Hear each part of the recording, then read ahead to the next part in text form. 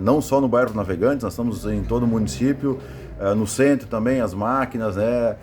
No interior, ontem nós fomos até perto da 1h da manhã, junto com as nossas equipes, junto com o corpo de bombeiros, né? Para tentar desobstruir vários trechos do interior que estavam aí sem acesso, né? Caminhões aí que estavam indo para abastecer levando ração de frangos, né? Ração de suíno, então a gente conseguiu fazer toda essa limpeza nas estradas.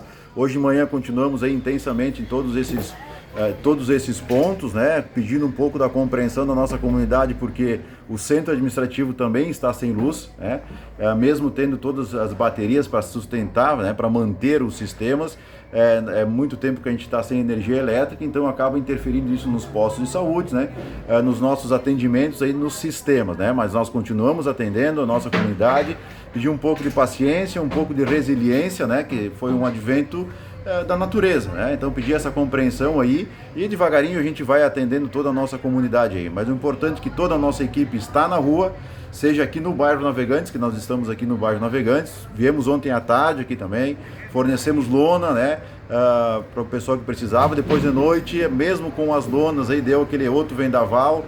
E aí a gente segue, né? Estamos aí atentamente acompanhando direto o serviço de todas as nossas equipes.